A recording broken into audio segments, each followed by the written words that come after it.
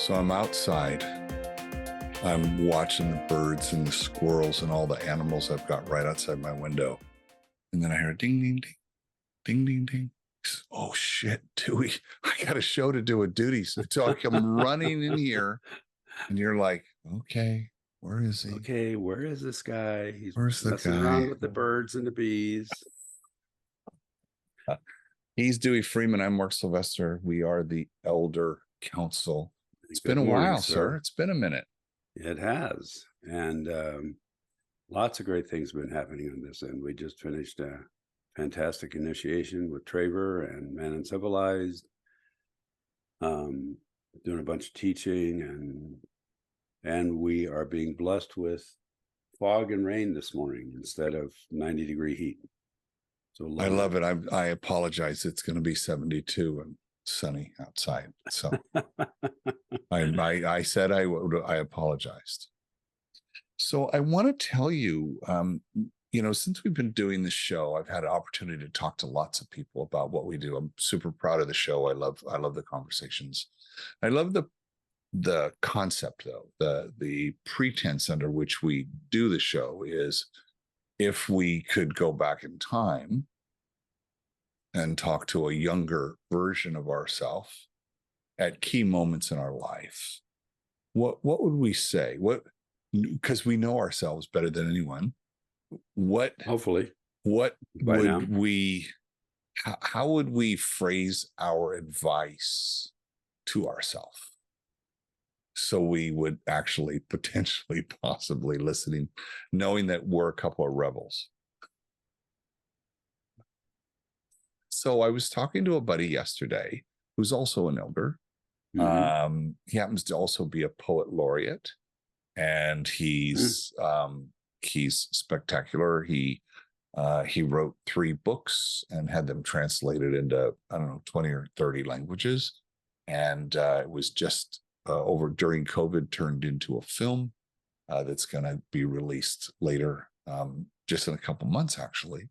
Very excited. Wow. Very excited. I random run in, around the corner at the coffee shop, and I was telling him about our show, and he interpreted the going back in time completely different than anyone else I've ever talked to. He said what he saw was you and I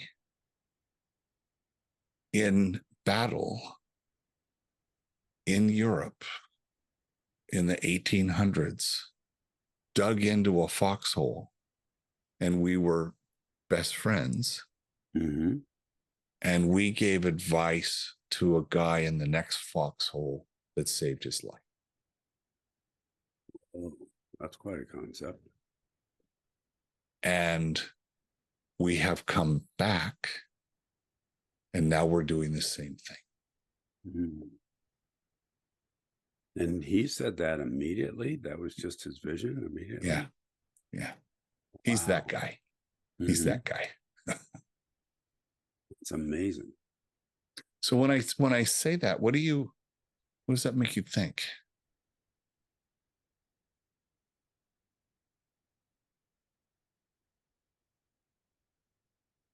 It makes me think about a lot of different things. One is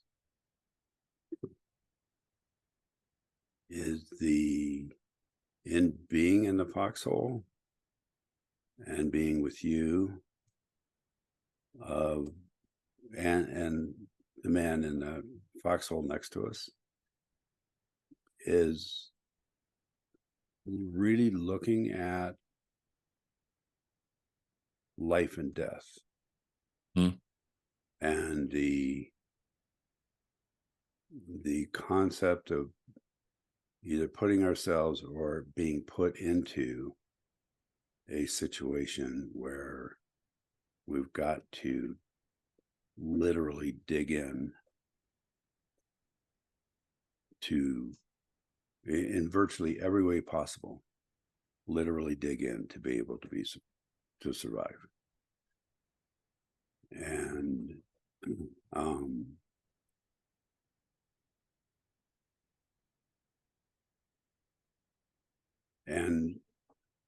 two pieces of that. One is being able to do that with somebody that I trust implicitly. Mhm. And then together being able to bring in another person to that circle of trust, which is a way to save lives. Mhm. Mhm. And that's my and while I'm talking, I can feel Mhm. sort of the coldness and the dampness of the foxhole, sort of being dirty. Can hear shells going off all around us. And the level of risk of being there, and also the level of safety being there. Like there Did you isn't any. see All Quiet on the Western Front, the remake? It I've was not either seen end of last year. I've not seen the remake. It's that was the picture I had in my head Mhm. as he was saying that. I when you said you digging in, I'm trying to think about a time when I'm under fire. Let's play with this story for a little bit. Okay. You know, when I'm under fire, do I tend to be the guy who digs in, or am I the guy who jumps out just to let's go? Kind of, where's the target? Mm-hmm. Or there's, I remember in All Quiet on the Western Front, there was, you know, they were just throwing 18-year-olds at the war, right? This was just bodies Mm-hmm. just throwing at it. The kid who's so scared when the bullets start flying that they just go like this, and when's it going to stop? When's it going to stop? When's it going to stop? And the courage it takes to resist that. Right. Yeah, and it's interesting what you bring up is the the quality of the felt sense that I have around digging in is not it's not doing this. Mm. It's about digging into the relationship that we have, about digging into the possibilities of what we're going to do. It's about digging into how do we have each other's back. It's about digging into um, being cognizant of the fight that we're in, um, and digging into a plan of how we're going to Mm-hmm. Mm-hmm. respond Exactly. to everything that's happening. It's not the sense of digging in and hiding, but digging into the process. So if I were to draw a bell curve, on one side of the bell curve is the guy who just gets up and just runs, doesn't have a plan, probably gets shot in about 3 feet, you know, and then the person on the other end who also doesn't have a plan and just wants it to stop. And so we find ourselves hopefully at the top of that curve in the middle. So Right. exactly. And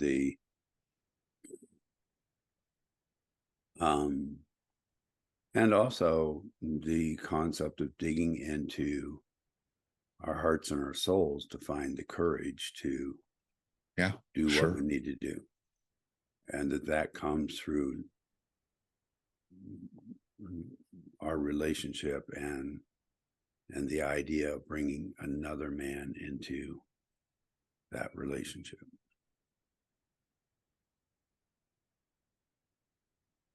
In the heat of battle, I think those any kind of shields you've put up against the other man have to, by necessity, disappear. I would totally agree with that.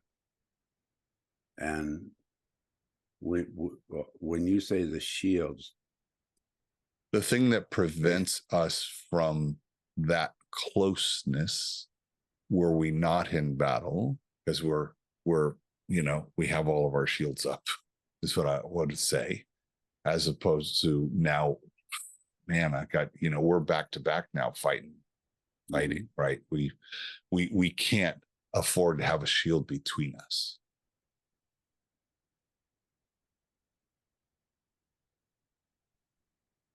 But what I wonder about,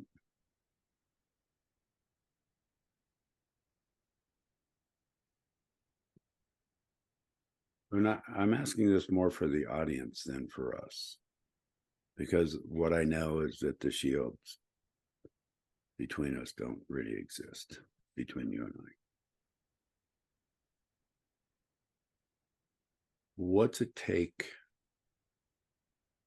to lower those shields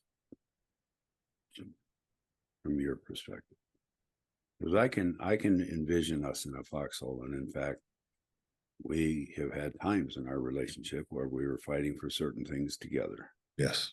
Yeah. On many different levels. Yeah. And that, at least in our relationship, has felt like it's just been sort of automatic. It's like happened. It wasn't planned. It wasn't, there was not an effort to it. There was not a,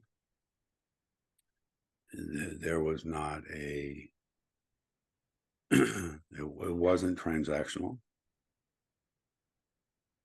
on any level.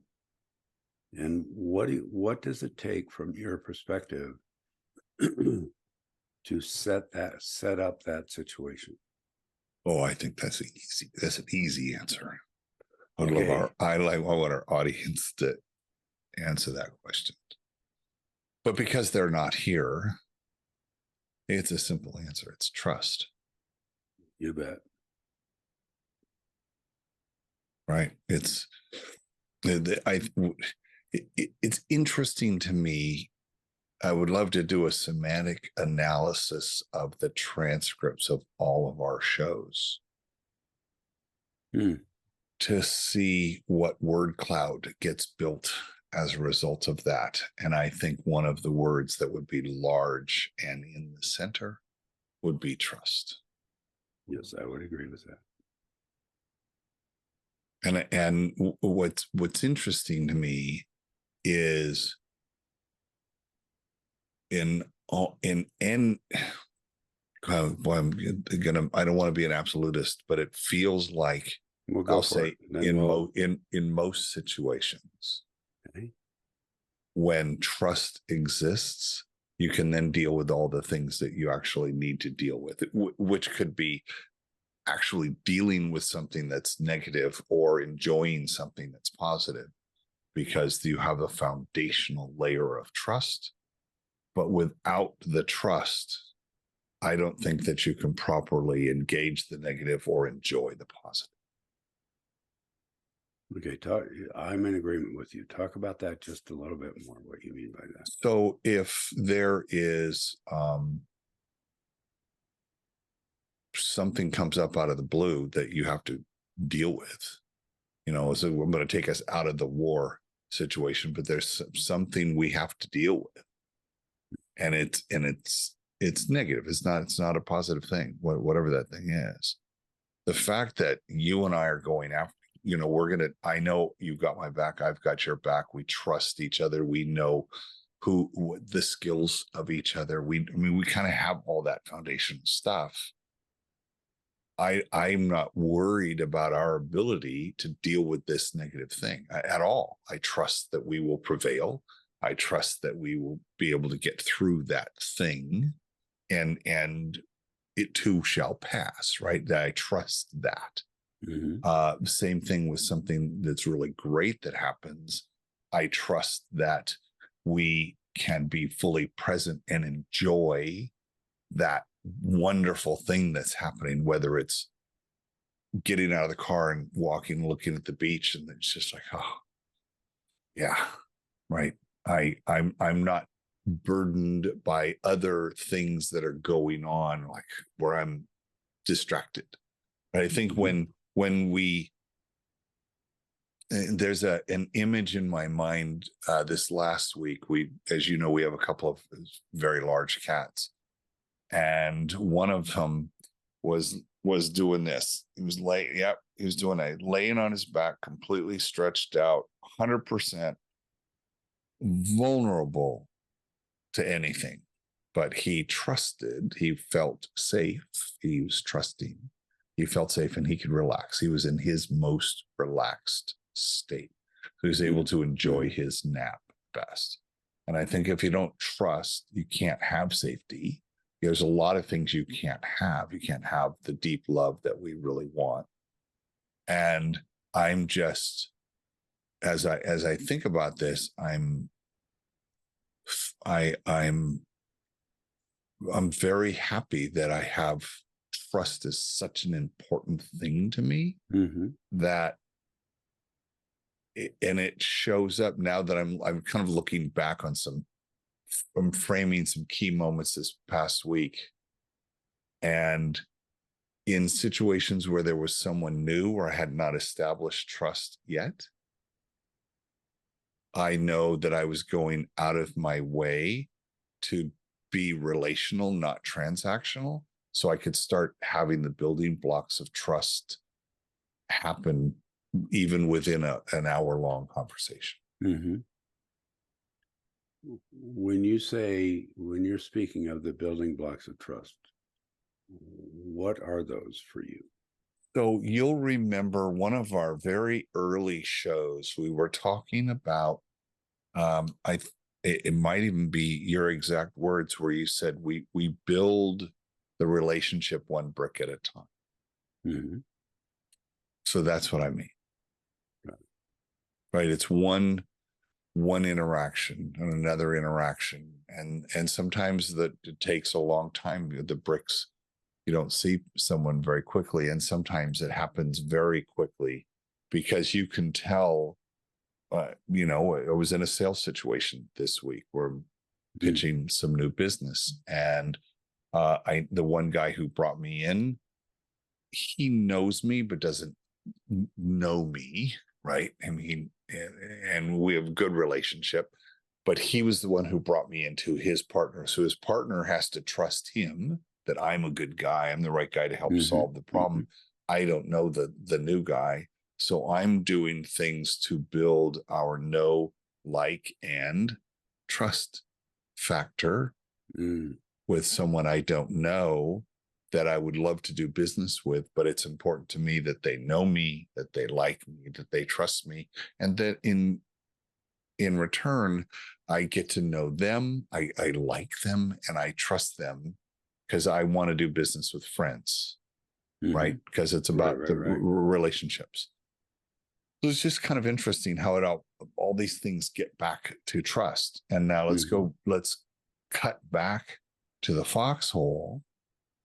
And how does the guy in the foxhole over here trust what we, as the elders, have to say?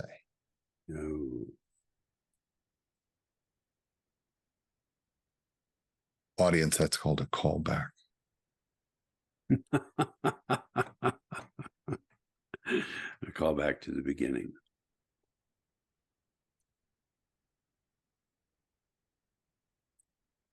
So if I'm him, if I put myself in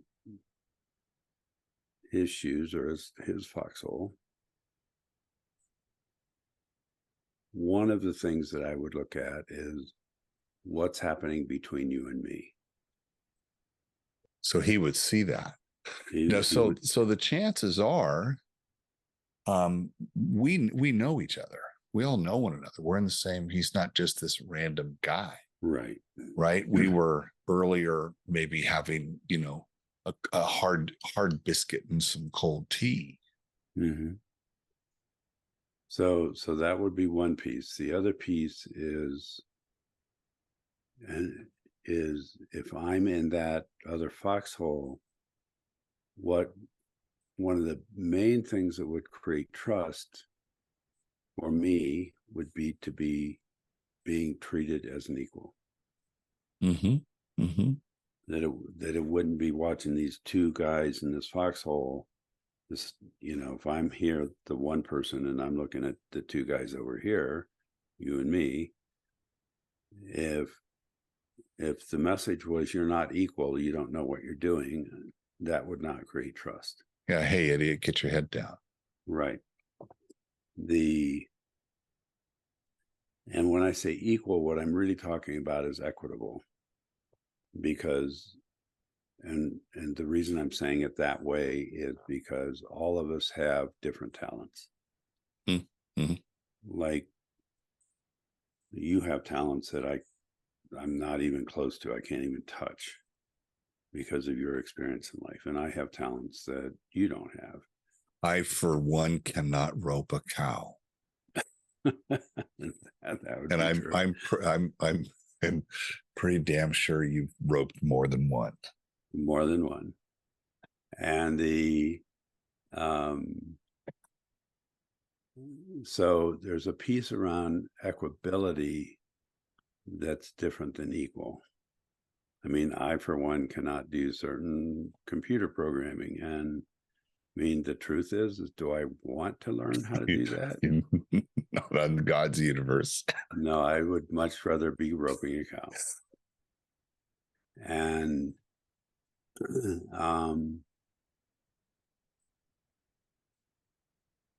the other piece, and this is a piece I don't think that we get to talk about much, is, and in a minute I'll use the fancy words for it,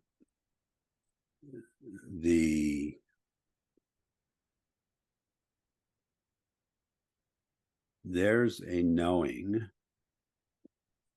that we have inside of us about another person. And there's a knowing about what we have inside of us regarding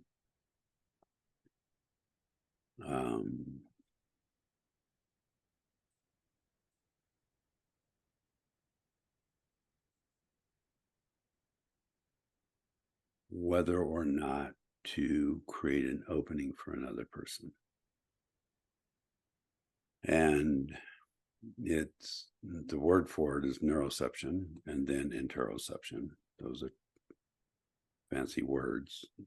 One is neuroception, is a part of our nervous system that deals with danger or safety. And interoception is what we do when we get all of that information. How do we process it inside?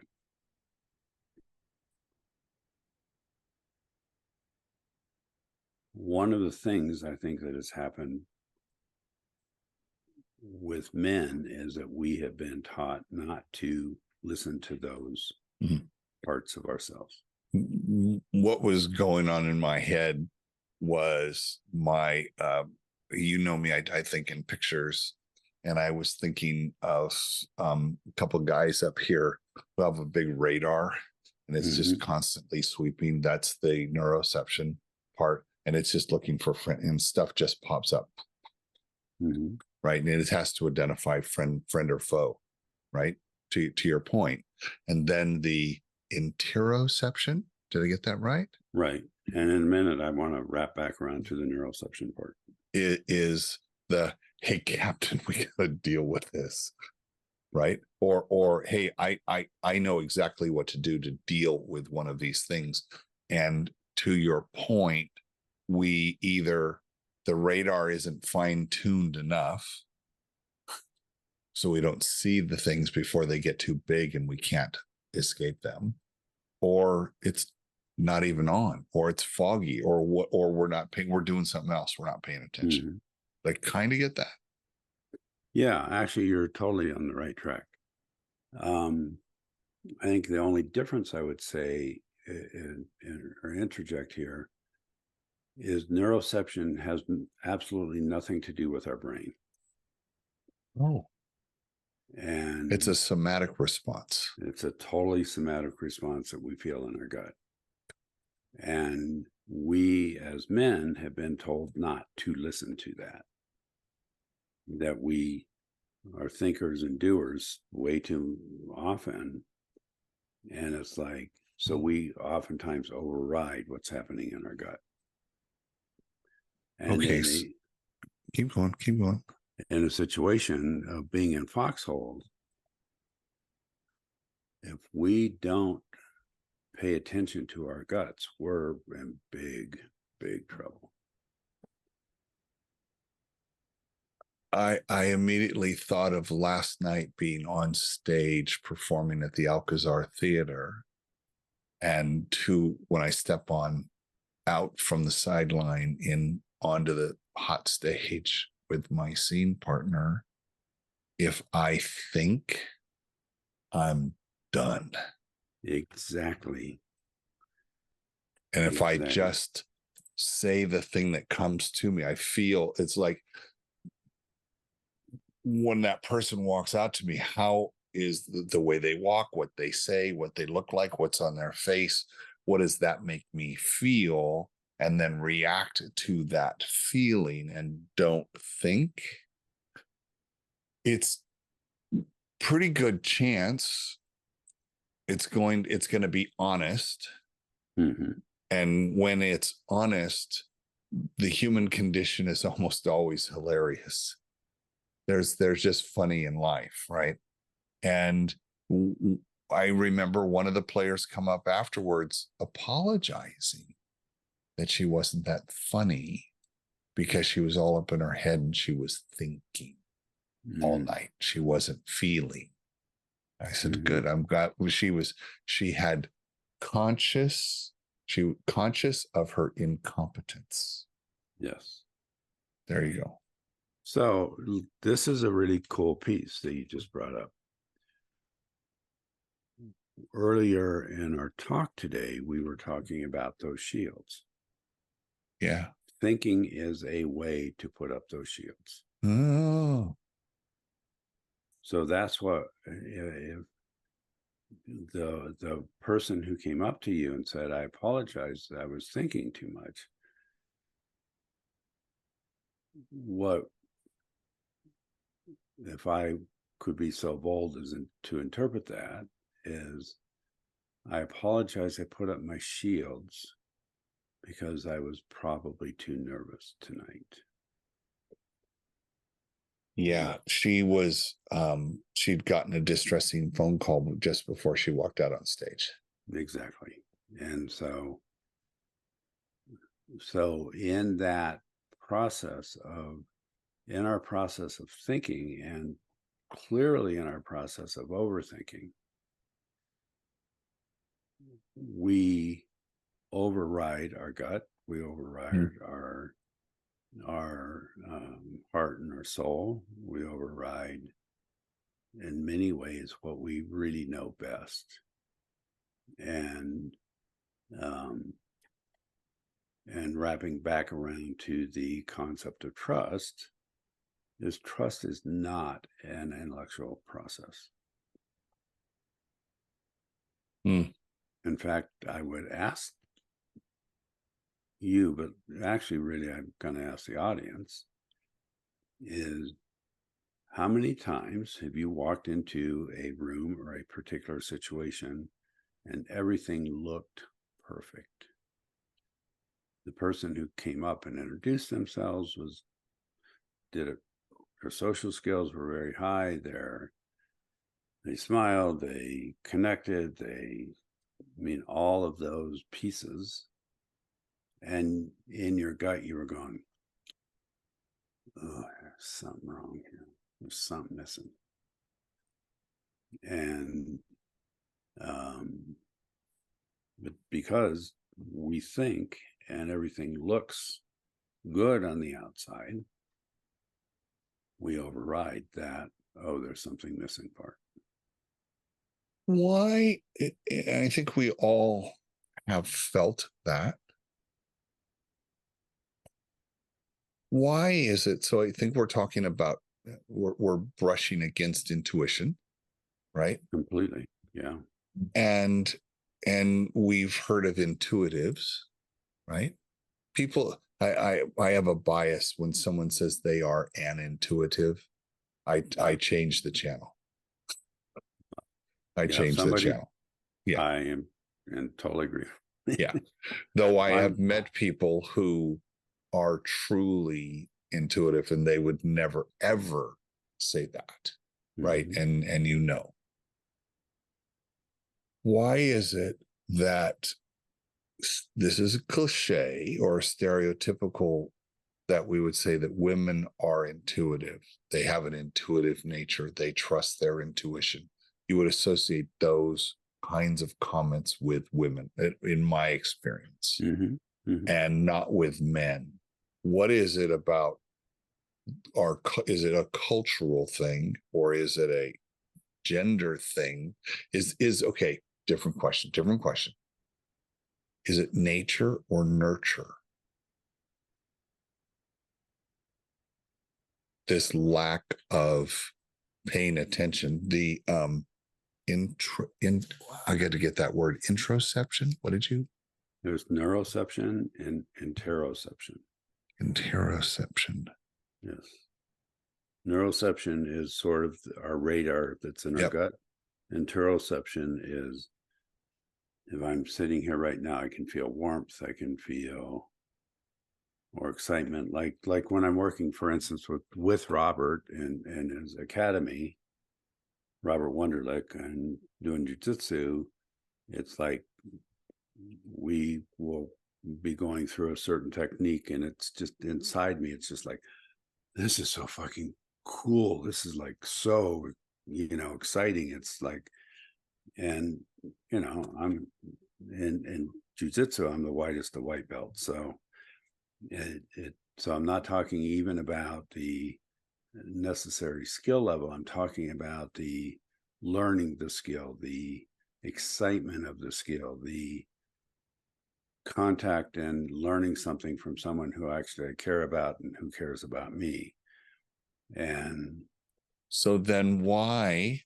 So I get that now. So, and you've got it, you've got that tuned way high so you can feel that, right? But that's totally. Why? What is it? What is the human condition for men that disallows us to have that sensation? There, you don't need to say anything more than that. Sure. Let me talk about that a little bit.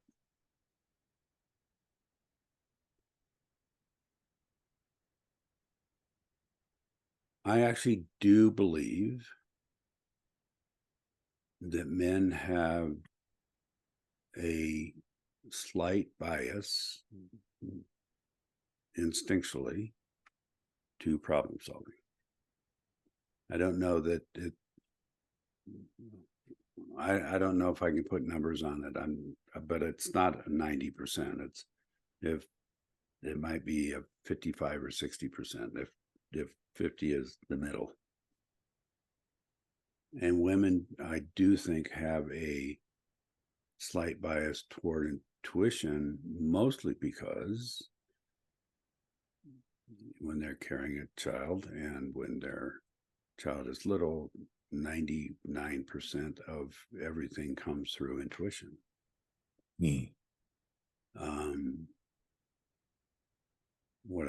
So again, I believe in a quote biological perspective, there are slight biases, not huge biases. I also think that we as men get taught to bury our intuition, and women oftentimes get taught to bury their logical problem solving processes.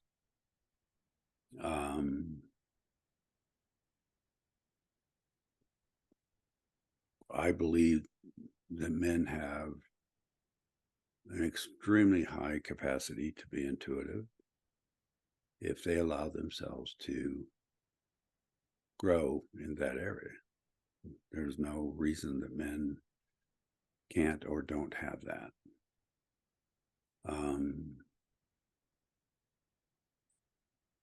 It's there at birth. because one of the pieces you see that happens at birth,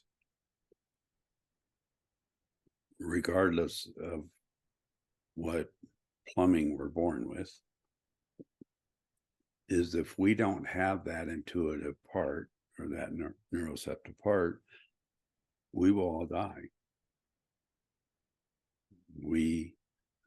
That neuroceptive part is what makes us cry to be fed. It's what makes us, when a mother or father picks us up, why we settle. When a total stranger picks us up, we don't settle.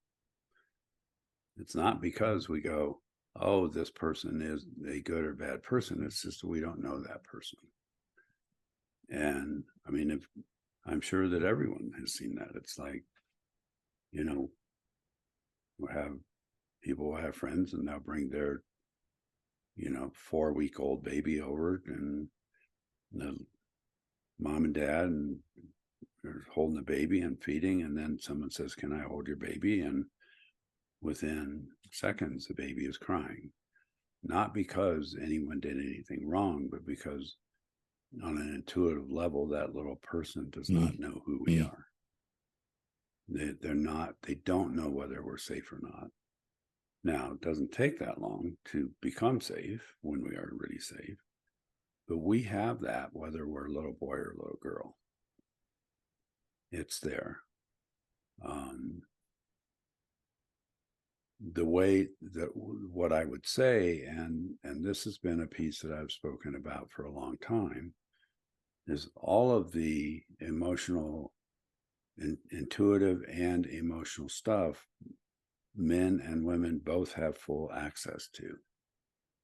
How we show that and how we express it is often different. So that's the piece that I think that ends up getting missed, is that I might show kindness by fixing something, where my partner might show kindness by cooking something.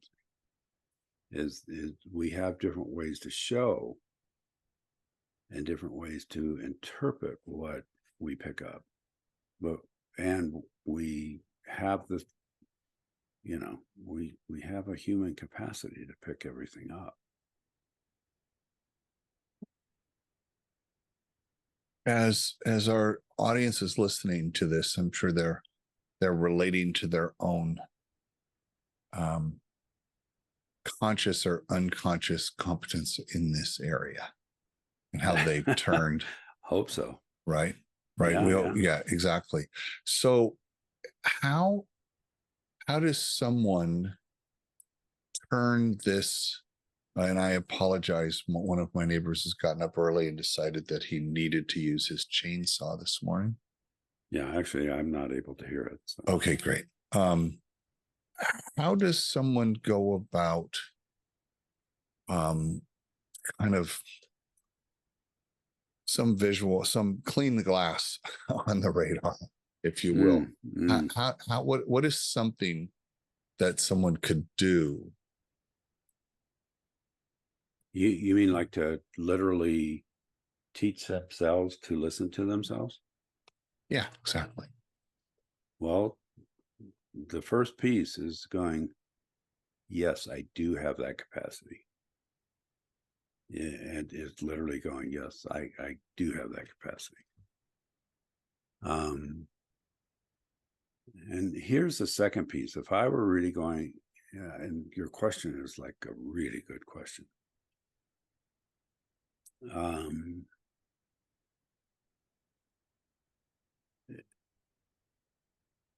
Everything that we do is a practice. So I'm going to go up and be working with cows tomorrow with Moondash, my horse, and me, with a group of people.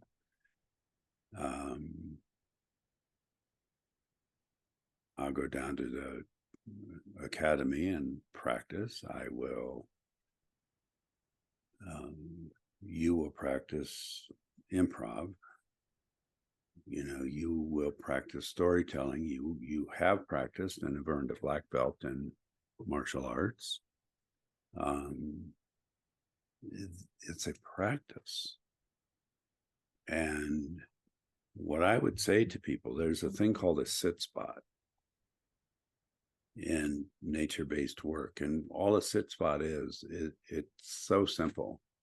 It's where you find a place to go sit for 20 minutes in nature. It could be by a tree. It could be,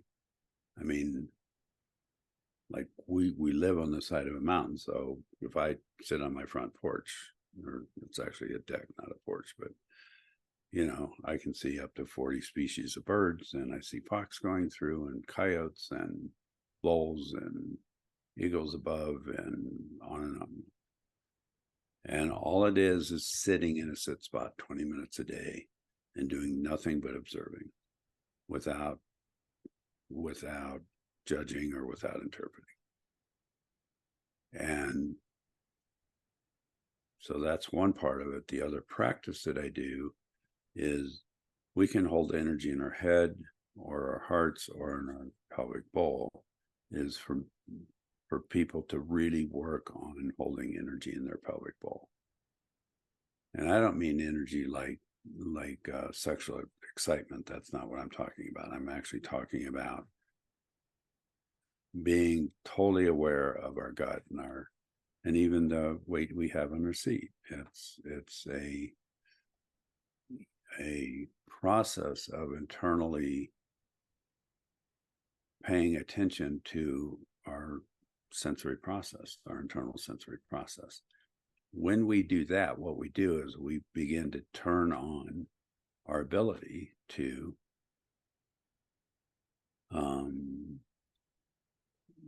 start listening in a different way to the world.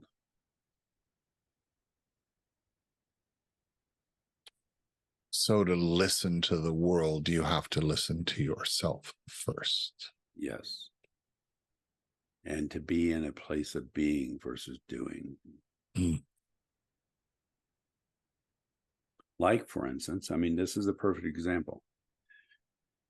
We've had so much rain here this year that was a very poorly built retaining wall that was built it was there when we bought this house. And there's a part of that building, that wall, that's beginning to sag. Now, where that wall is maybe 10 feet from where I do a sit spot. So if I'm doing a sit spot, I'm going to be there in that place in a different way when I'm out. And I went just a couple of days ago to get the material to fix the wall. I'll be over there. I'll be moving dirt. I'll be pounding, screwing in nails. Screwing in screws. I'll be sawing boards. I'll be in that place. I'll be doing literally 10 feet away. I'll be being. The work is, can we integrate those two things? Which is an interesting thing, coming all the way back around to the foxholes, is there would be a part of, if I'm in that foxhole with you, we will be trying to figure out what to do.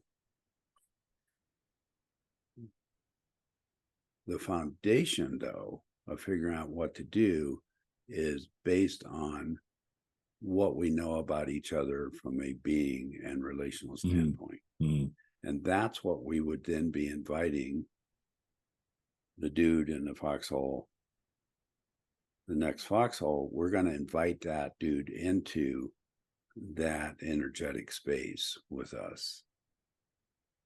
And interestingly enough, I think that if we could pull that off in that situation, we would all live through it.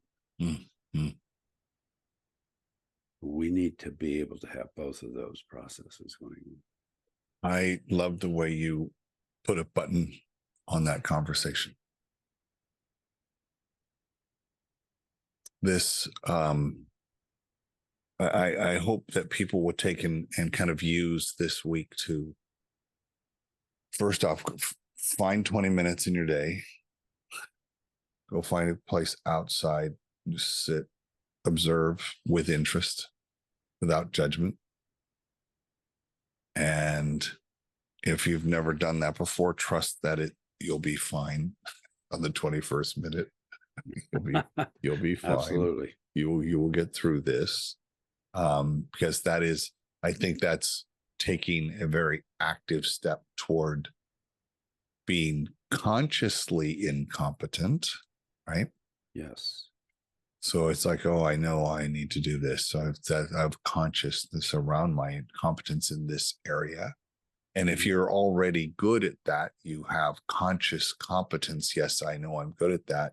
The more you do that, then you become unconsciously competent at your ability to have all your neuroceptors lit so they can serve you. You bet. And that place of sitting, you can do that in the middle of a city. You can do that in your backyard. You can do that, at the park that's a half a block down the road from you. You can do that.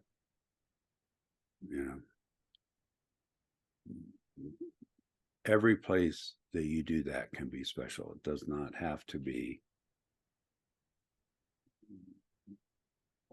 You don't have to live in the country to be able to do that, for instance. I love that. Mr. Freeman, I love you, buddy. I love our conversations. I love you too, Mark. This is like amazing. Thank you. Thank you.